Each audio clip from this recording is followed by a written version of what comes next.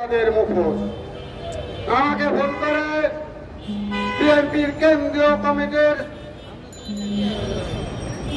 সদস্য জনাব মোস্তাফিজুর রহমান ভূঁইয়া দীপু, যিনি নারায়ণগঞ্জ জেলার রূপগঞ্জ থানার সংসদ সদস্য হিসেবে নিজেকে দাবি করে এবং প্রচার করে আমি এই ভবিষ্যৎ এমপি।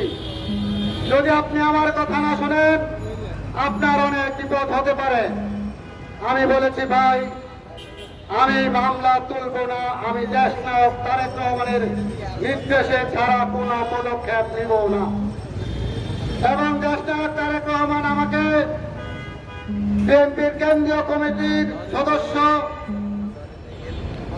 আইন সম্পাদক জনাব ব্যারিস্টার কায়সার কামাল সাহেব এবং সাত্তার পাটোয়ারি সহ বিএনপির ছাত্র দলের কেন্দ্রীয় সভাপতি রাকিব নাসির ভাই, এরা আমাকে সরাসরি বলেছে আপনার যত সমস্যা হয় আমাকে বলবেন, যারা যা বলে আমাদেরকে জানাবেন। আমি তাদেরকে জানাইছি দীপু ভূঁইয়ার অপকর্মের কথা। আজ এই প্রেস কনফারেন্সের মাধ্যমে, মানববন্ধনের মাধ্যমে দীপু ভূঁইয়ার অপকর্মের সমস্ত কথা এবং দীপু ভূঁইয়ার সমস্ত কুকর্ম আমি আপনাদের মাধ্যমে দেশ নায়ক তারেক রহমান এবং কেন্দ্রীয় কমিটিকে জানাইতে চাই। ভাইরা আমার, দীপু ভূঁইয়ার হুমকি ধমকি এবং পরবর্তীতে আমাকে আমার পরিবারকে নিঃস্ব করার যেই প্ল্যান করেছিল তার পরিপ্রেক্ষিতে আমার বিরুদ্ধে একাধিক মামলা হয়েছে। দীপু ভূঁইয়ার নির্দেশে এই মামলার আসামিরা আমার বিরুদ্ধে বাদী হয়ে আমার বিরুদ্ধে মামলা করেছে। শুধু তাই নয়, এই মামলার পরে যখন আমি থামিনি, আমার বাড়িতে হামলা ভাঙচুর করেছে, আমার ভাইকে মেরেছে, ভাতিজাকে মেরেছে।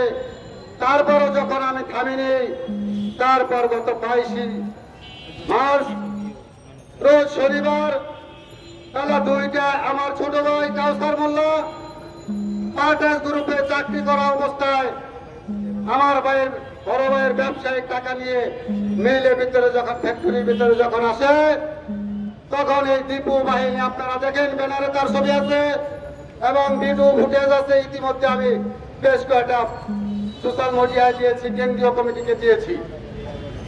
এই দীপু লোকজন আমার ভাইকে দিনের বেলায় অপহরণ করে নিয়েছে এবং তাকে মারধর করে তার সাথে টাকা পয়সা নিয়ে গেছে এবং আমাকে হুমকি দিয়েছে, বলেছে আপনার ভাইকে নিতে হলে আপনাকে প্রমিস করতে হবে, এই আমার আসামিদের নাম কাটতে হবে।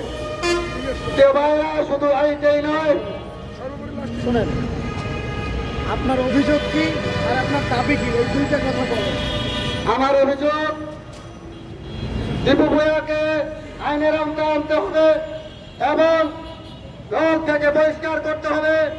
আমি একজন শহীদ পরিবার হিসেবে আমার শুধু এটাই চাওয়া, দীপুর মতো লোক রাজনীতি থাকতে পারে না।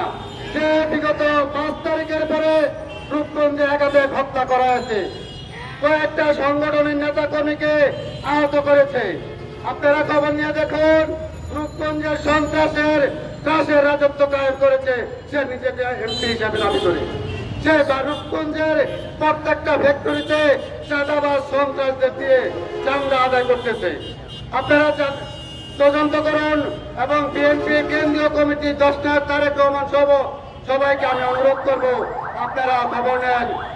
দীপু ভূঁইয়া প্রত্যেকটা ফ্যাক্টরিতে এবং দীপু ভূঁইয়ার পাশে জনাব সেলিম প্রধানের একটি আড়ত সে দখলে নিয়েছে এবং বিভিন্নভাবে চাঁদাবাজি করতেছে।